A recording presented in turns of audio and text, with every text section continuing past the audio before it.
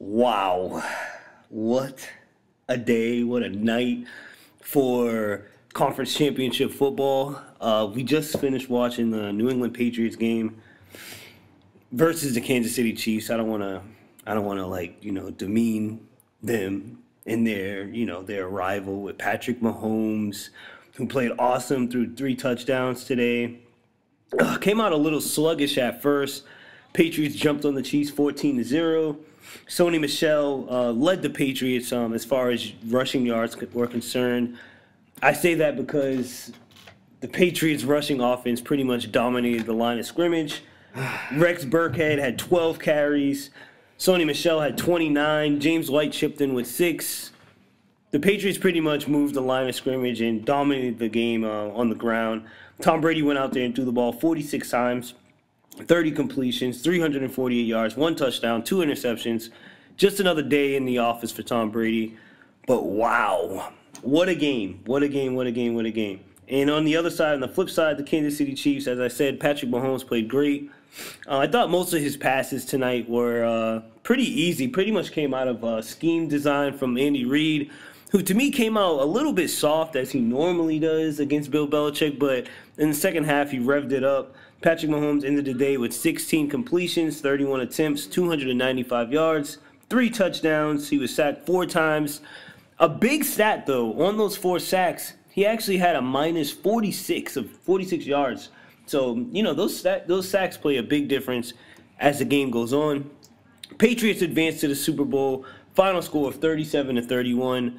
But wow, this game, if you're not a Patriots fan, if you're not a New Englander, me, if you pick the Patriots to win and you simply are still mad that they won, me,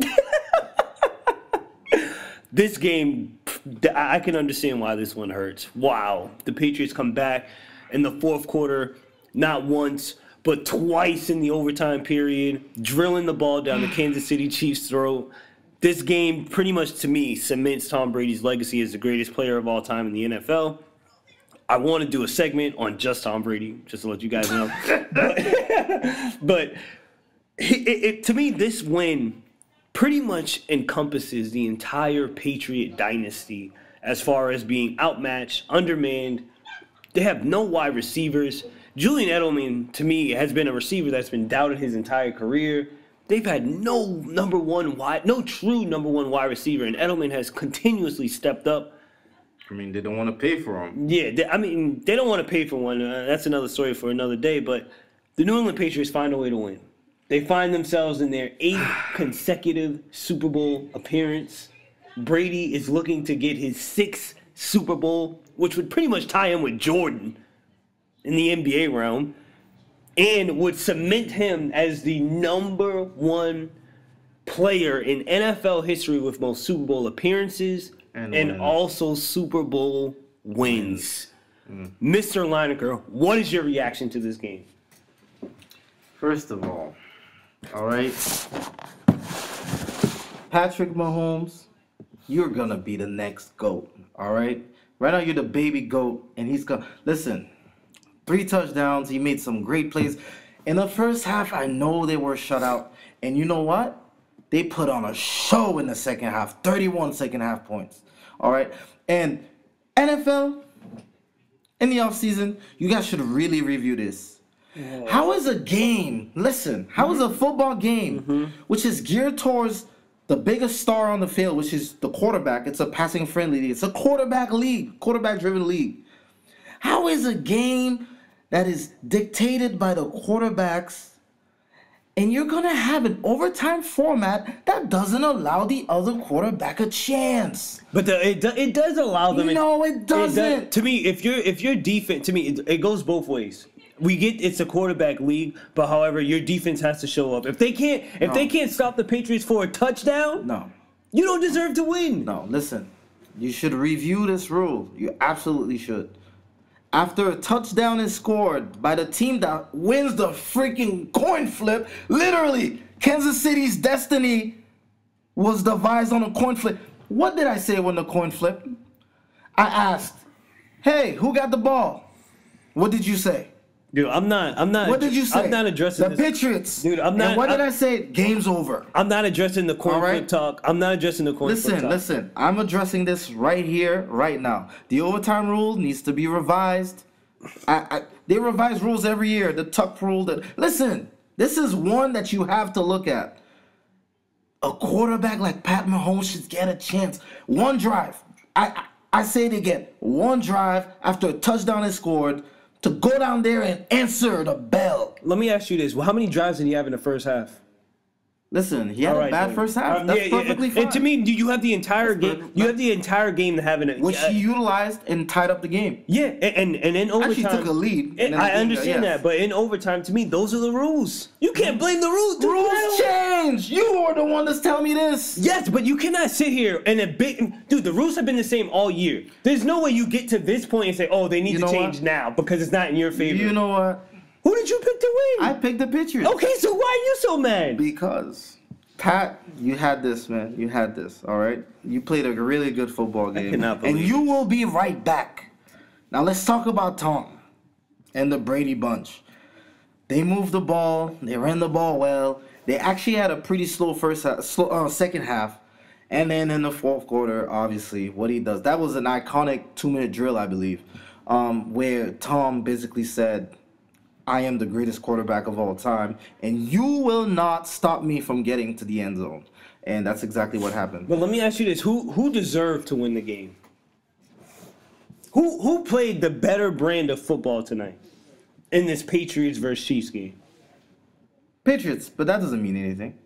It doesn't mean anything, but to me, it does add credence to this, like Patrick Mahomes had a chance. But on the flip side, I'm like, dude, the Patriots outplayed them. I'll say this. The Patriots are very fortunate that there was that flag called on Ford, which was grueling. Kept the drive alive when Brady got his touchdown. I don't believe that you should look at that as fortunate. And then the coin flip, the freaking coin flip. Honestly, the coin flip did hit the ref's. The coin flip hit the ref's foot. Oh my God! And I don't know if that's like a penalty or something. But Brady has a 4-leaf clover in his pocket every game. You didn't know that? 4-leaf clover. It's right there. I'm just gonna jump ahead, and the Rams versus the Patriots will be a one for the books. You have one of the best defense in the NFL going against the GOAT, the best QB of all time. Then you have the inexperienced Jared Goff, who has Sean McVay calling these plays. That will be this is like the new school versus the old school. This is gonna be a good one to watch, and I'm gonna make my pick now. I was perfect on the day, by the way. I'm going Rams 31-28. Of course, you're picking against the Patriots. You only picked the Patriots to win because somebody convinced you to pick the Patriots. No, I know KC would not get it done. Again, of course they did. Guys, please go back to the previous 3 podcasts. You guys could probably see that. But leave my Chargers out of it. Leave my horse out of this. Nah, but let's get serious. Let's get serious. I mean, I guess to get a quick reaction for the Saints-Rams game, to me, Saints got hosed. They got hosed. There was definitely a pass interference on the Rams that was not called. And pass interference? He damn near demolished that. Yeah, he took his head off. Man. What? And I couldn't believe that was there was no call. The whole crowd goes crazy. And this happened in New Orleans. And I gave New Orleans an edge with the home field advantage, but to me it didn't even work out. But story remains the same. New Orleans Saints losing the NFC Championship game. They look to have another failed season in a year that we all picked them to make it to the Super Bowl at least. Breeze. It sucks for Drew Brees. He only has one Super Bowl appearance with one win. I'll tell you what. Do you think Drew Brees deserved to win that game? Versus the Rams? Yes. You think he played... Who was the better team? I'm going to revert the same question you asked. I would say this. To me, that game was truly an overtime game, and whoever won deserved to win. So the Rams. So to me, the Rams deserve to win. That's that's what I'm saying. Meaning the Saints being the home field team, you're looking for that home field advantage team to take a little bit more control of the game, and the Saints never did that. The Rams went into New Orleans and outplayed the Rams. Listen, for everybody at home, when you watch that game, the Rams made the plays. They had a couple tough breaks, like when Woods tripped on his own self, on his own accord. And they got a first down out of it, but that would have been a definite touchdown.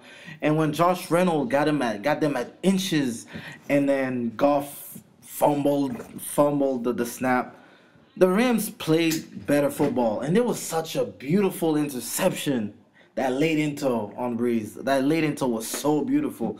The Rams played better football. It was a good spin move by Fowler, and he got right into Breeze's grill. Yeah, and just hit him. It was underthrown. The Rams defense is gonna have to bring that same energy next week, man. No, in 2 weeks. 2 weeks. 2 weeks. Yep, 2 weeks. You have to bring that same energy.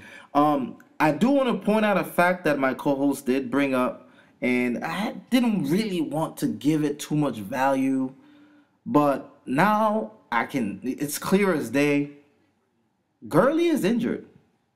Gurley is not okay. Mm-hmm. Like, he can still play. He can play. He can still run. He can still hit the hole. But he's not as mobile. He's not as agile as he's been. Yeah, and what I told you guys before, if it seems like this C.J. Anderson acquisition, the L.A. Rams have definitely struck gold by acquiring him. They have. And it's like the perfect timing, almost, because C.J. Anderson is like the perfect yin and yang for Todd Gurley. And Todd Gurley, his knee is banged up. I remember going into the divisional round, that practice right before the game, but right before that weekend's game, that was his first time practicing in like 3 weeks. So I knew that as an athlete, like your first time back in practice is probably a bigger deal than the actual game. It is. Because you're going through the regimen and whatnot. But they were able to pull out that win and now also steal one in New Orleans. So I mean, we'll see what happens in the Super Bowl. He has 2 weeks to get healthy. They have another issue. To me, early in the first half, Josh had a bunch of big drops. Like, I'm talking like 20 yards out, third downs, where they just gave the ball back to the Saints. And I can't help, I can't help but think, this is Cooper. This is Cooper Kupp's play. This is his route. He's making that catch and he's giving you more yards. They really missed this guy. The Rams are ill-equipped to go out there and beat the Patriots. But I believe, on offense, but I believe in that defense. Aaron Donald did his job. And Ndamukong Suh did his job. Joyner made the biggest mistake of the game. I don't know if you saw that play. It was like a 40-yard catch. And he went and made a play for the ball, like try to get an interception when he could have just batted it down. He could have just batted it down. And Breeze ended up getting a touchdown the next play. If that defense brings that same energy to the Super Bowl, they will be champs. I'll say this much. I mean, it's definitely going to be a good game. I will say that I do think that the LA Rams for sure hope that they would be playing the Kansas City Chiefs instead of the New England Patriots, because the game plan of Bill Belichick and also the resiliency of Tom Brady is – it gets suffocating. You're in a game versus New England. You're never really gonna win until you win, and even when you think you win, you think you won, you still haven't won. And I mean, same goes to say that tonight with the Chiefs. It was definitely an interesting weekend. I feel sorry for Saints fans. I mean, my friend Sean, shout out to my friend Sean at Loyola University. He's a Saints fan. He told me who that nation, and I'm sleeping. Who that? He told me I'm sleeping on him, but dude, this happens every year. Drew Brees is literally gifted a Super Bowl win by preseason, and by the time January comes around, the Saints are nowhere to be found. I told my co-host Brees was not gonna do enough. I knew the Rams was gonna pull this one out. Yeah, Breeze got this one right. Breeze has been pretty bad if you look at the last 3 weeks of football. Breeze, he has been horrendous, whether in the dome or outside the dome. Thanks for tuning into the 2L Sports Union. This is the NFC and AFC Championship games wrap up. We'll be back with more and within the next 2 weeks with more NBA talk, NFL talk, Super Bowl preview, NBA All-Star Weekend. Let's go. All the sports that are coming up. So you keep staying tuned in, and we'll get back to you guys with more. Thanks for listening to the 2L Sports Union. We'll talk to you guys again.